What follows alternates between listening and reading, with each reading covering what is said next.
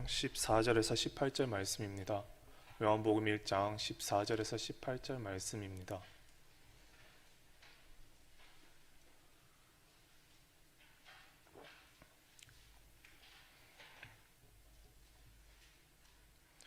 네, 다 찾으신 줄 알고 한 절씩 교독하도록 하겠습니다. 말씀이 육신이 되어 우리 가운데 거하심에 우리가 그의 영광을 보니 아버지의 독생자의 영광이요 은혜와 진리가 충만하더라.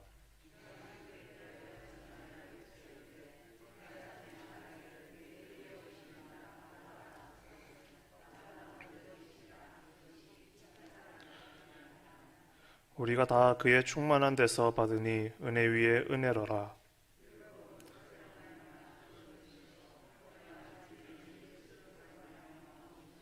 예, 함께 읽도록 하겠습니다. 본래 하나님을 본 사람이 없으되 아버지 품속에 있는 독생하신 하나님이 나타내셨느니라. 아멘.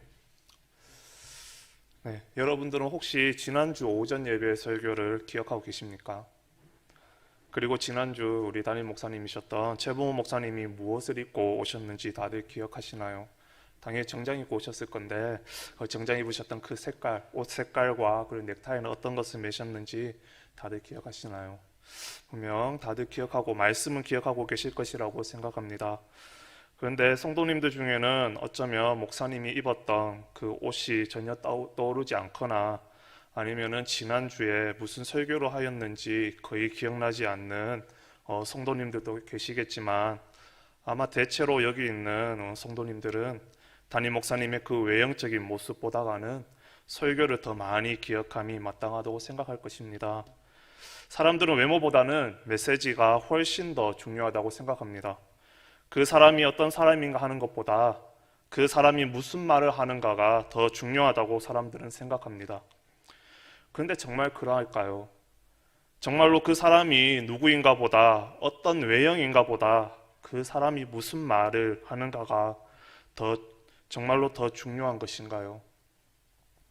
어쩌면 그러한 말도 직접적이든 아니면 간접적이든 어느 정도 신뢰가 구축되었을 때 하는 말이 아닐까 싶기도 합니다.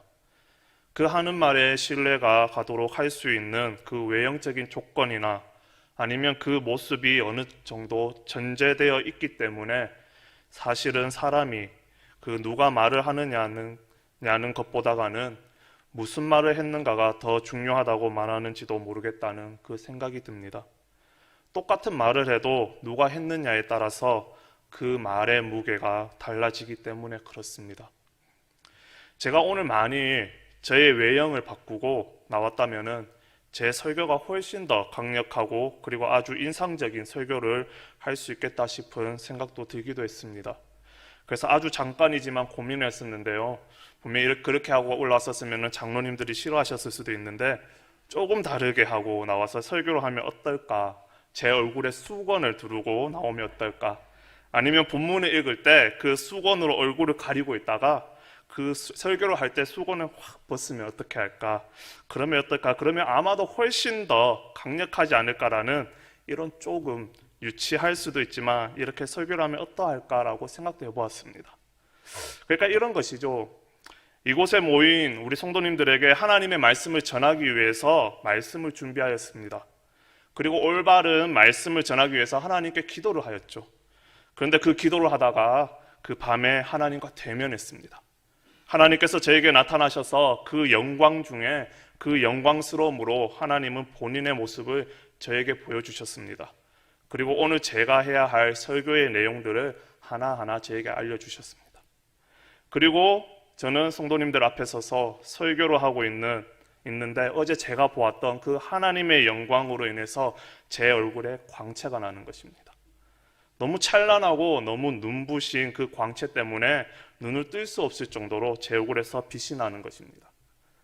진짜로 제 얼굴에서 광채가 난다면은 설교를 하는 내내 그 신비로운 광채를 내고 그리고 설교를 마치고 난 다음에 다시 얼굴을 수건으로 가리고 나가는 겁니다.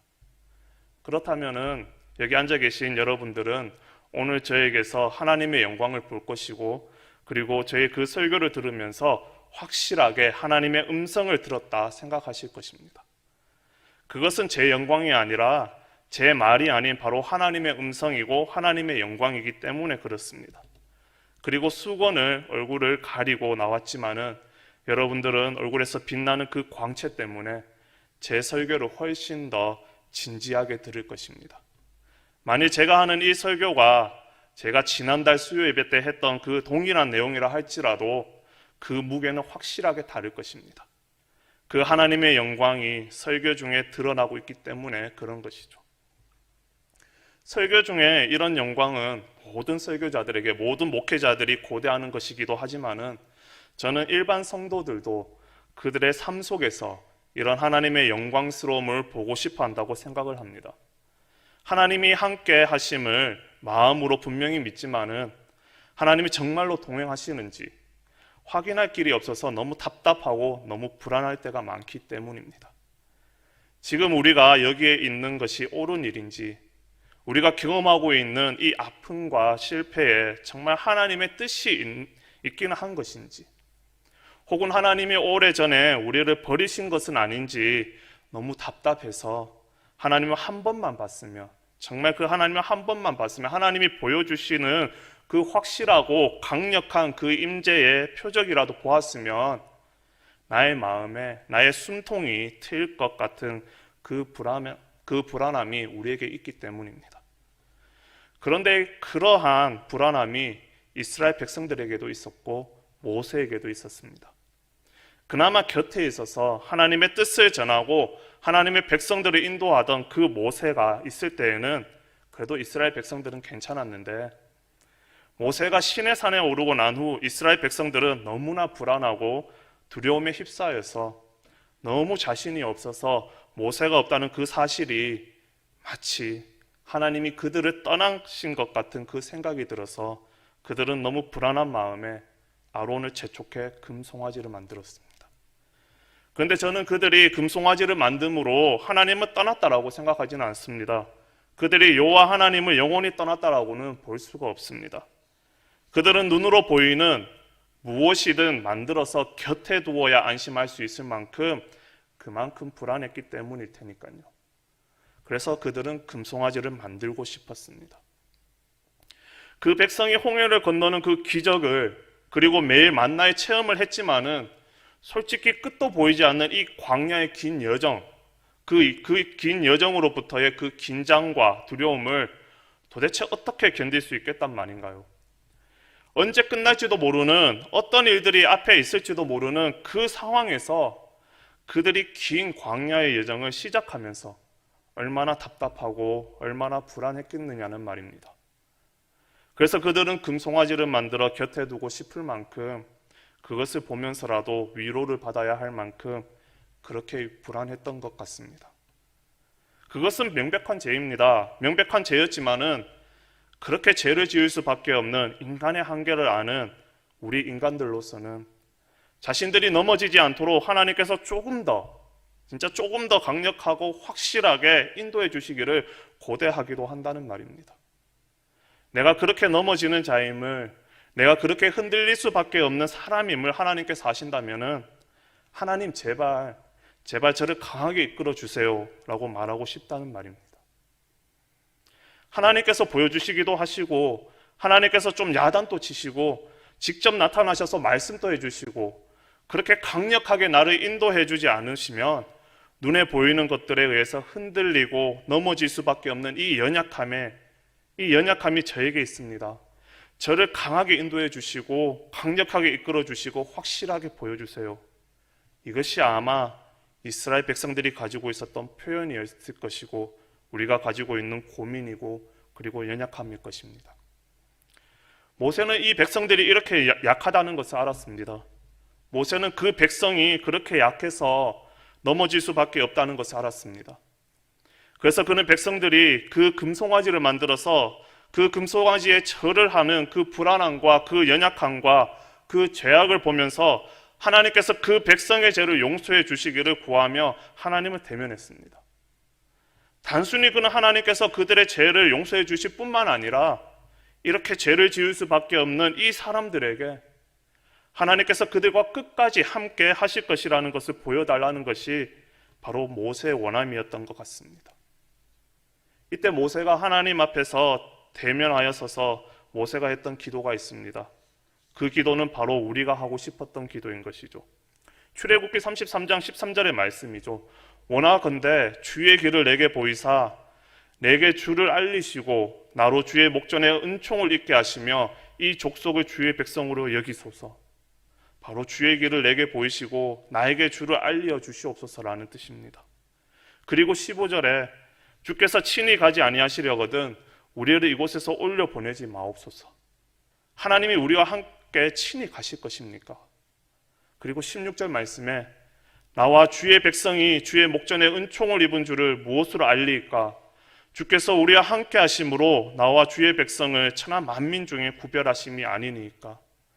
하나님이 나와 함께 하심을 알려주신다면, 하나님이 우리와 함께 하시고 우리와 동행하신다는 것을 알려주신다면 한 번만이라도 좋으니까 한 번만 보여주셔도 좋겠습니다. 그것을 좀 알려주십시오라고 한 이러한 내용입니다. 모세는 이 백성을 인도할 자신이 없었기 때문에 그렇습니다. 그 백성이 끝까지 하나님의 약속을 지키며 광야를 지나서 약속의 땅까지 갈 것이라고 자신이 없었기 때문에 그렇습니다. 금송아지를 만듦으로 하나님의 진노를 사서 너는 내가 저 백성을 버리겠다는 그 말씀을 들었던 그 모세는 이 백성을 하나님께서 언젠가는 버리시겠구나, 아니 이 백성을 언젠가 하나님께서 버림을 받을 수밖에 없겠구나라는 그 생각을 하니 너무 두렵고 너무 불안해서 자신이 없어서 그 백성을 끝까지 하나님께서 약속의 땅으로 인도할 수가 없어서 하나님의 동행하심을 원했고 함께 하심의 그 표적을 구했던 것입니다. 바로 하나님이 함께 하시지 않으시면 우리는 못 갑니다. 우리가 다른 백성들과 구별됨이 바로 하나님이 우리와 함께 하심이 아닙니까? 그리고 마침내 모세는 이렇게 말합니다. 18절의 말씀에서 나오죠. 원하건대 주의 영광을 내게 보이소서. 이 말을 바꾸고 말하면은 하나님을 좀 보여주십시오 라는 이야기입니다. 하나님을 보여달라는 말이죠. 그때 주님께서는 하나님을 보여달라는, 그 하나님의 영광을 보여달라는 이 모세의 기도를 들으시고 내가 내 모든 선한 것을 내 앞으로 지나가게 하고라고 말씀하셨습니다. 그리고 하나님께서는 모세의 앞을 지나가셨습니다. 그 영광스러움이 너무 거룩한 것이어서 모세 같은 그 죄인이 죽을까 봐 그를 돌 사이에 감추시고 그 돌틈으로 볼 수 있는 그곳으로 하나님의 영광이 지나갔는데 그 영광의 등만 보였습니다. 그 영광의 등만 지나갔고 영광의 등만을 보았을 뿐인데도 모세의 얼굴에는 광채가 나기 시작한 것입니다. 모세의 얼굴에서 광채가 나서 이스라엘 백성들이 너무 두려워서 모세를 가까이 할 수도 없을 만큼 그렇게 그의 얼굴이 빛나기 시작했습니다. 이 영광스러운 거룩함은 죄인된 백성이 감당할 것이 아니었습니다. 그래서 모세는 얼굴을 수건으로 가리었습니다. 요한은 모세가 보았던 바로 이 영광의 장면을 염두에 두면서 14절 말씀을 하고 있는 것입니다. 우리가 그의 영광을 보니 아버지의 독생자의 영광이요 은혜와 진리가 충만하더라. 은혜와 진리, 14절에 나오는 은혜와 진리, 이 두 단어는 교회에서 가장 많이 사용되는 단어입니다. 하지만 그 의미는 너무나 추상적일 뿐 아니라 그 의미가 너무 다양해서 사실 이 단어들이 좋은 단어라는 그 막연한 짐작만 있을 뿐 은혜와 진리라는 이 단어가 우리에게 그렇게 생동감 있게 다가오지는 않는 것 같습니다. 너무 많이 들어서 그런지도 모릅니다. 이 은혜와 진리를 이해하기 위해서는 그 모세가 영광을 보았던 사건으로 다시 돌아가 보아야 합니다. 여호와께서 그 영광을 보여주시면서 다시 십계명을 주시기 위해서 강림하셨습니다. 그전 금송아지 사건으로 모세는 십계명판을 던져버려서 깨뜨린 후였고 모세는 다시 돌판을 깎아서 그것을 가지고 이제 시내 산에 올라가서 하나님을 대면하면서 하나님, 이 백성이 범죄하고 이 백성이 연약하여서 언제 또 범죄할지 모르는데 하나님의 영광을 보여주십시오. 하나님께서 이 백성과 끝까지 함께 하실 것이라는 것을 보여주십시오. 그렇게 간절하게 기도했을 때 하나님께서 영광을 보여주시겠다고, 하나님께서 내 모습을 보여주겠다라고 말씀하셔서 하나님이 지나가셨는데, 그렇게 강림하신 주님이 그 주님에 대해서 출애굽기 34장 5절과 6절을 이렇게 기록합니다. 여호와께서 구름 가운데에 강림하사 그와 함께 거기 서서 여호와의 이름을 선포할세. 여호와께서 그의 입으로 지나시며 선포하시되 여호와라 여호와라 지혜롭고 은혜롭고 노하기를 더디하고 인자와 진실이 많은 하나님이라. 애굽에서 나왔으나 약속의 땅까지 그 여정을 어떻게 가야 할지 그 불안해하면서 그리고 낭망한 그 죄인들에게 거룩한 영광의 하나님이 나타나 그의 앞을 지나가셨으니 그는 인자와 진실이 많은 하나님이셨다라는 말입니다. 이것이 바로 많은 사람들이 주장하는 것이지만 여기에서 말하고 있는 그 인자와 진실은 바로 오늘 본문에 나온 요한복음에 나와 있는 은혜와 진리입니다.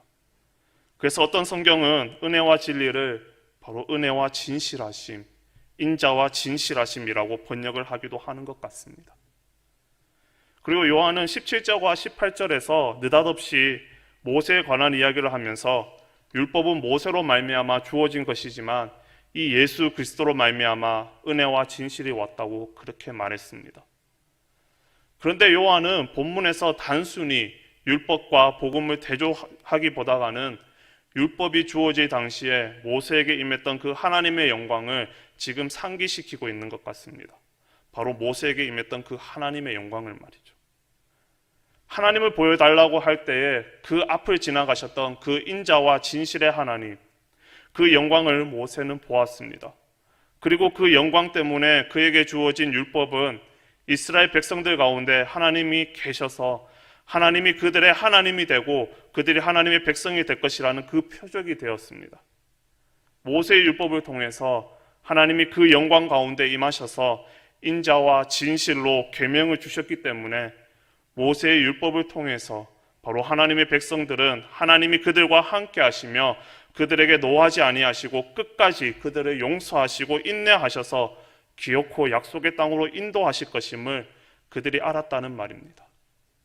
그리고 모세가 보고 싶어 했던 그 하나님, 모세가 보았던 그 하나님의 영광이 이 은혜와 진실함이었다면 이 하나님의 영광이 다시 나타난 것이 바로 독생자 예수 그리스도입니다.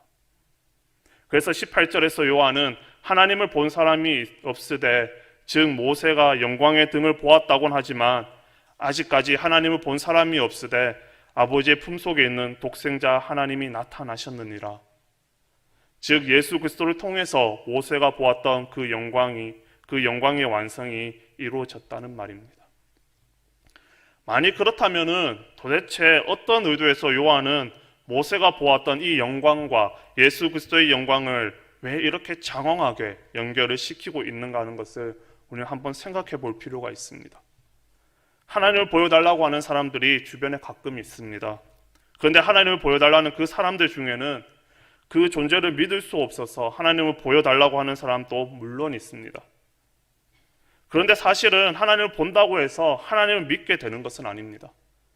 그런데도 사람들은 하나님을 보면 믿을 것 같다라는 그러한 생각을 하는 것 같습니다. 정말 하나님을 보아서 하나님을 믿는다면 아담은 타락할 이유가 없었던 것이죠. 하지만 사람이 하나님을 본다고 해서 타락할 수 있다면 하나님을 눈으로 보아서 믿게 되는 것은 아닌 것 같습니다.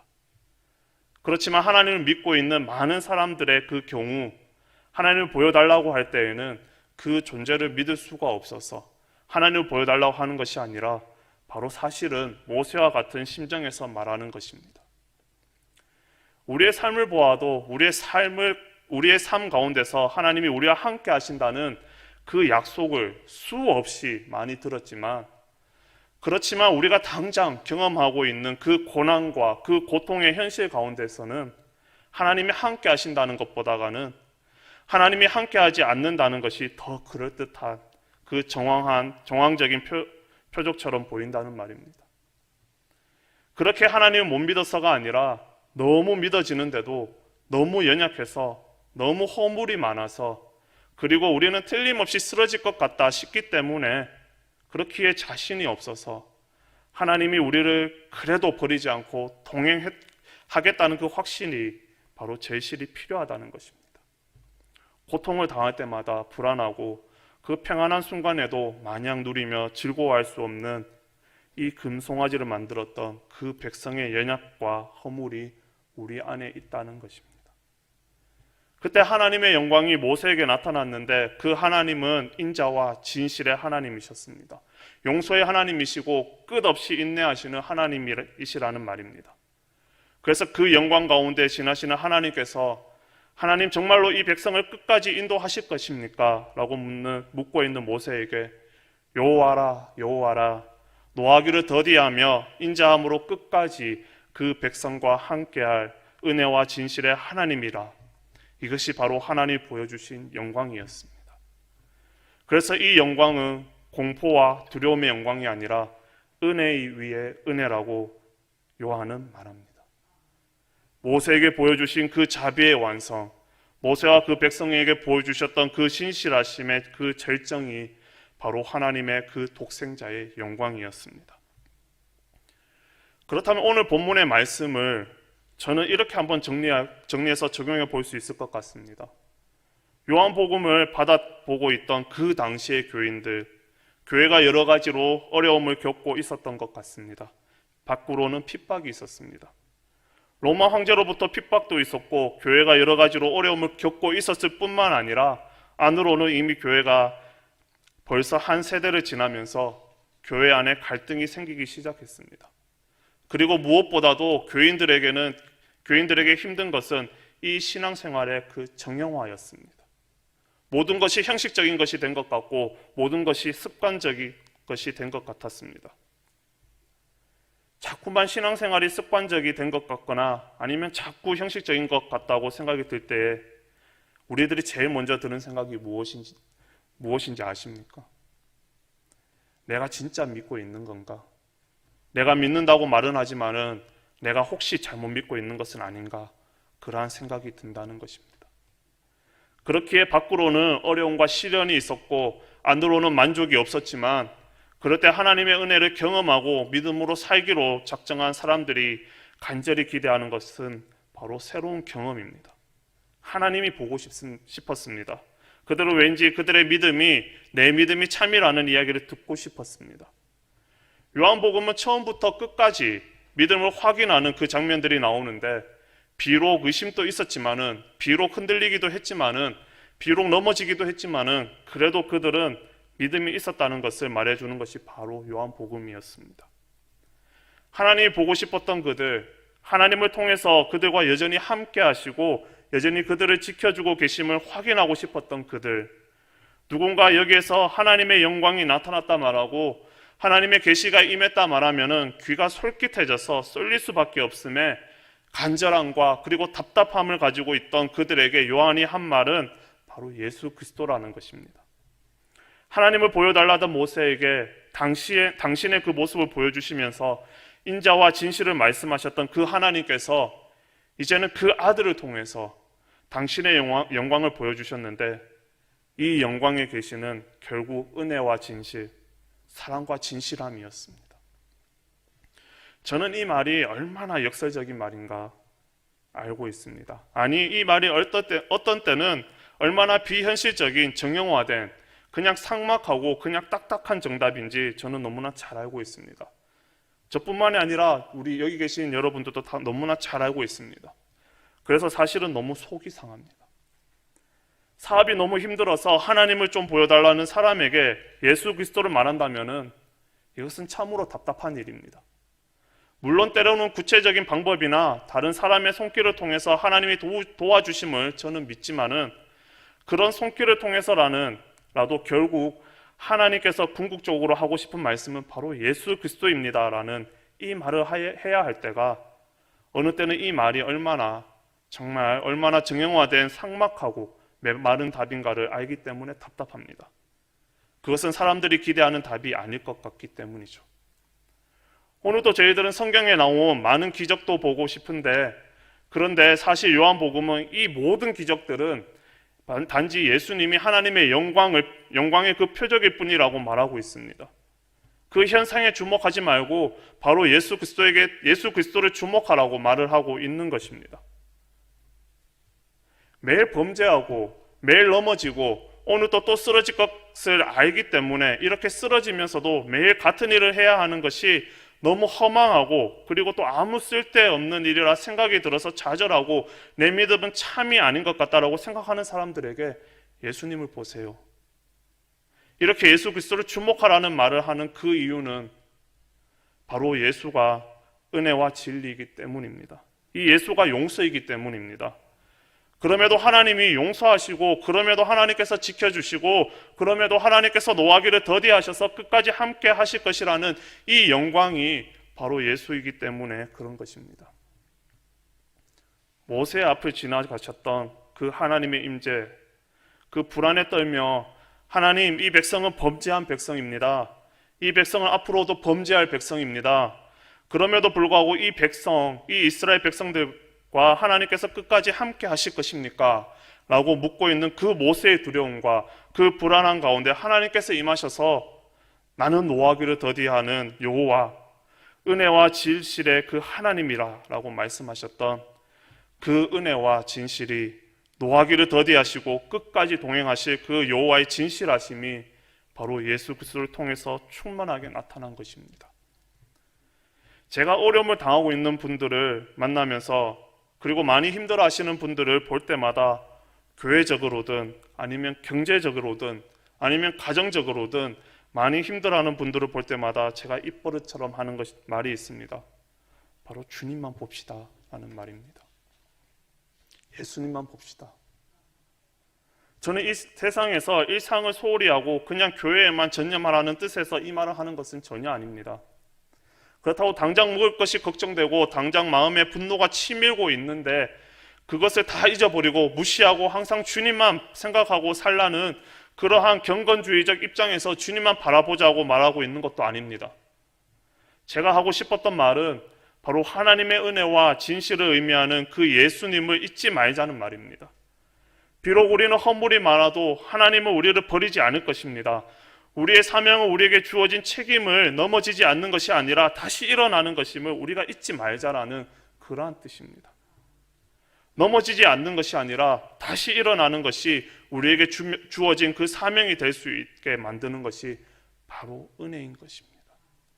끝까지 용서하시고 끝까지 함께 하시는 하나님, 비록 광야는 거칠고 적들은 강대하지만 하나님께서 끝까지 함께 하실 것이기 때문에 그런 것입니다. 지금 우리가 하나님의 손을 붙잡고 있는 것은 그냥 손을 잡고 있는 것이 아닙니다.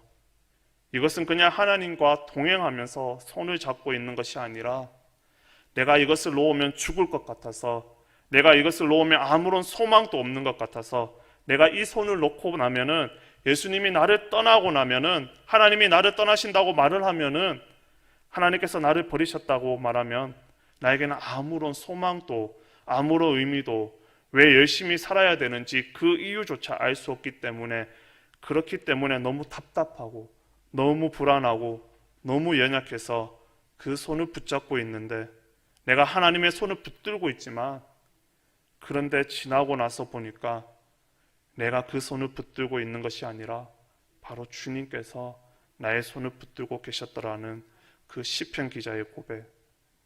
내가 항상 주와 함께하니 주께서 나의 오른손을 붙드셨나이다. 이 고백을 가능하게 만드는 것이 바로 예수 그리스도입니다. 우리는 예수 그리스도 때문에, 바로 독생자이신 예수 그리스도의 그 영광, 은혜와 진실 때문에 나같이 부족하고 나같이 연약해서 정말로 하나님이 나와 함께 하지 않아도 할 말이 없겠다 싶은데도, 그래서 너무도 불안해서 하나님이 나와 함께 하시는 그 강력한 표적을 보여주시고 나를 조금 더 강력하게 이끌어 달라고 그렇게 때를 쓰듯이 몸부림을 칠 수밖에 없는 그 연약함에 있음에도 불구하고 하나님이 결코 너를 버리지 않을 것이며 너에게 진노하지 아니할 것이며 너와 동행할 것이다. 이 말씀, 그것을 어떻게 알게 되는 것인가요? 그것이 바로 예수 그리스도입니다. 아버지의 독생자의 영광이요 은혜와 진실함이었더라. 말씀을 정리하겠습니다. 혼란과 고난 중에 하나님의 도우심과 하나님의 임재를 간절히 구하는 사람들에게 예수님을 보세요라는 이 말이 동문서답 같기도 하고 너무 힘없는 상투적인 위로 같기도 하지만은 죄책과 연약함으로 인해 한 발자국도 움직일 수 없어서 주님의 영광을 보여달라던 그 모세 앞을 지나며 여호와라 여호와라 자비롭고 은혜롭고 노하기를 더디하고 인자와 진실이 많은 여호와 하나님이라 말씀을 해주셨던 그 하나님께서 오늘 예수 그리스도를 통해서 은혜와 진실이 그 안에 충만하다 이렇게 말씀하고 계십니다. 그래서 우리는 다시 일어섭니다. 그래서 우리는 하나님이 우리를 버리지 않을 것을 믿고 우리는 다시 견디는 것입니다. 우리는 다시 서게 하시는 그 힘은 순종할 수 있는 우리의 의지가 아닌 순종할 수 있는 우리의 의지가 아니라 바로 우리는 끊임없이 순종해야 하지만 이 언약을 끝까지 가능하게 만드는 것은 순종할 수 있는 의지, 다시 말하면 넘어지지 않을 수 있는 이 능력이 아니라 넘어져도 다시 일어나게 할 수 있는 바로 그 은혜입니다. 그래서 우리는 이 길을 갑니다. 이 길을 걸어갑니다. 이것을 기억하시면서 하루하루 우리의 신앙의 그 길을 살아가는 우리 성도님이 되시기를 간절히 축원합니다. 우리 오늘 할 말씀을 생각하시면서 함께 기도하였으면 좋겠습니다. 모세가 이스라엘 백성들의 그 죄로 인하여서 주님께 간청하며 기도를 드렸습니다. 이 백성을 버리지 말아달라고 기도하였습니다. 그리고 그 함께 하심에 하나님의 영광을 보여달라고 하였습니다. 그래야 했을 때 은혜와 진실하신 하나님께서는 그 영광을 보여주셨습니다. 그런데 우리들의 삶에서도 하나님을 보여달라고 하는 경우들이 있습니다. 우리들의 삶에 그 길이 보이지 않을 때, 그리고 넘어질 때, 그리고 죄책과 연약함으로 인해 한 발자국도 움직일 수 없을 때 주님의 영광을 보여달라고 우리들은 말을 합니다. 그런데 주님께서는 우리들에게 이렇게 말씀하십니다. 예수 그리스도를 통해서 은혜와 진실이 그 안에서 충만하다라고 말씀하십니다. 우리는 그것만으로도 충분한 감사함과 그리고 은혜를 받음과 하나님의 영광을 볼 수 있는 것입니다. 그리고 그것만으로도 우리는 넘어져도 다시 일어날 수 있습니다. 그렇게 우리는 이 길을 갈 수 있는 것이죠. 하나님 우리에게 주신 그 예수 그리스도를 우리가 붙잡게 하시고 하나님 우리가 넘어져도 계속 일어나 주님의 그 길을 가겠습니다. 그 은혜에 감사하며 하루하루를 살아가겠습니다. 그리고 지금 넘어져 있는 분들이 있다면 주님 그 은혜로 내가 일어나겠습니다 라고 하나님 앞에 결단하는 그 기도를 함께 하였으면 좋겠습니다. 우리 함께 오늘 말씀을 생각하시면서 우리 함께 기도하시도록 하겠습니다.